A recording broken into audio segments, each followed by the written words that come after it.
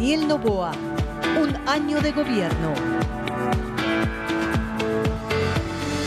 Uno de los objetivos del gobierno del presidente de la República, Daniel Noboa, ha sido la erradicación de la violencia de género. En septiembre, el primer mandatario declaró como una política pública la erradicación de la violencia sexual en el ámbito educativo.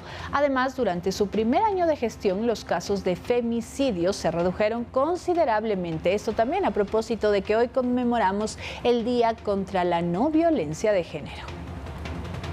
El 2023 fue el año con las cifras más altas de violencia de género que Ecuador haya registrado en los últimos 10 años. Según cifras del Ministerio de la Mujer, en ese periodo se registraron 112 femicidios.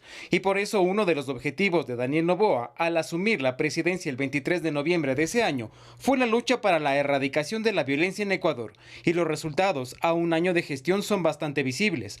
Hasta octubre del 2023 se registraron 99 femicidios, mientras que en ese mismo mes, pero en el 2024 se registraron 62, es decir, 37 femicidios menos. ¿Y cómo se llegó a esto? Por ejemplo, entre una de las acciones, en marzo del presente año el presidente Daniel Noboa firmó un decreto de declaratoria de servicios esenciales a las casas de acogida y centros de atención integral con un financiamiento de $2.7 millones. Esta medida forma parte de nuestra estrategia para combatir el problema social de la violencia, reflejando el firme compromiso de mi gobierno con su prevención y erradicación. Asimismo, nos comprometemos a proporcionar los recursos necesarios para garantizar la atención continua a las víctimas. Otro factor que se busca corregir es la violencia psicológica. Según el Registro Único de Violencia contra las Mujeres, este tipo de agresión hasta noviembre del 2023 registró un 56.75% y es la más prevalente. Por ello se han implementado campañas de capacitación para mujeres. Pero también hacemos módulos de sensibilización sobre violencia basada en género. Los tipos de violencia, porque muchas mujeres, como te decía hace un momento, piensan que la violencia física es el único tipo de violencia cuando hay 8 tipos de violencia reconocidas en nuestra normativa.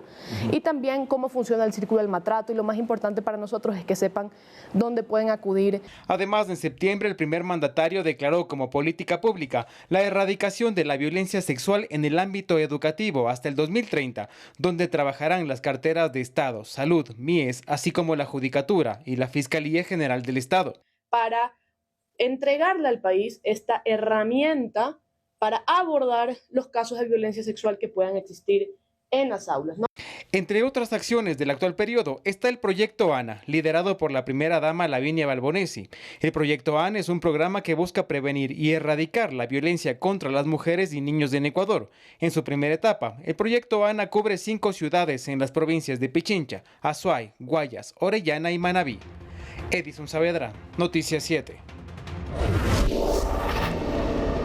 Y hablando del 25N, se han convocado una serie de concentraciones de mujeres, principalmente a propósito de esta fecha. Pero el gobierno nacional, y en este caso en palabras de la ministra del Interior, Mónica Palencia, han hecho un mensaje público a que no se desvirtúe la fecha, ni estas concentraciones, ni la protesta social histórica de las mujeres a la no violencia. Esto porque como hay algunas sospechas de que podrían haber algunos grupos desestabilizadores, dicen las autoridades, para infiltrarse en estos eventos y generar inconvenientes, peleas con la Policía Nacional, daños de la infraestructura, etc. Entonces, se ha mencionado que no se va a tolerar ningún tipo de violencia y además se va a cerrar el centro histórico de Quito para que no ingrese la marcha, precautelar entonces la zona del casco urbano y además las mujeres que van a custodiar la seguridad son mujeres policías, son el 20% de la Policía Nacional, 12.000 mujeres en total que tiene esta institución y un gran grupo de ellas estará en Quito custodiando estas movilizaciones.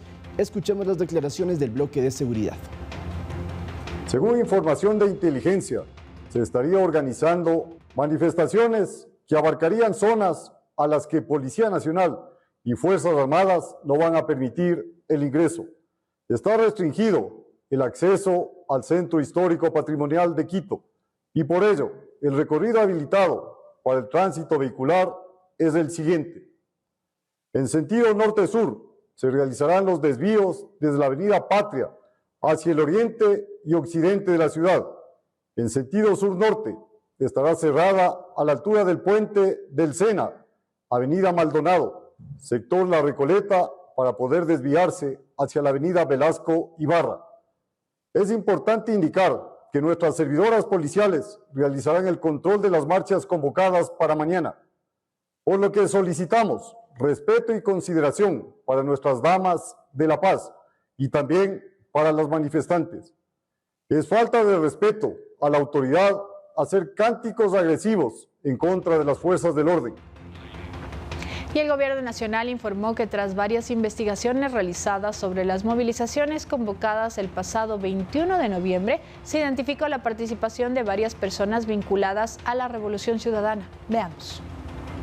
En un comunicado oficial emitido por el Gobierno Nacional, informó a la ciudadanía que, a través de investigaciones realizadas sobre las movilizaciones convocadas el pasado 21 de noviembre, se identificó la participación de personas vinculadas a sectores políticos del pasado. Entre los nombres identificados figuran exfuncionarios relacionados con la Revolución Ciudadana, como detalla el documento oficial. Cristian González, asesor principal de Viviana Veloz, presidenta de la Asamblea Nacional y director provincial de Pichincha de la RC, en el pasado estuvo detenido por rebelión y terrorismo, acusado del incendio de la Contraloría en las manifestaciones del 2019. Nicole Tivan Longo, secretaria de la Comisión de Seguridad de la Asamblea Nacional, captada en videos agrediendo a la fuerza pública durante estas marchas. Jorge Mendoza, exgobernador de la provincia de Imbabura por la RC. Pacha Terán, candidata a la vicepresidencia por el Movimiento Unidad Popular. Las investigaciones buscan esclarecer si estas personas actuaron conforme a la ley o si persiguieron intenciones ajenas a las manifestaciones legítimas. El documento oficial termina reiterando el compromiso con la estabilidad democrática, la seguridad ciudadana y el bienestar del país, garantizando que intereses particulares o agendas ajenas no interferirán con el progreso de los ecuatorianos.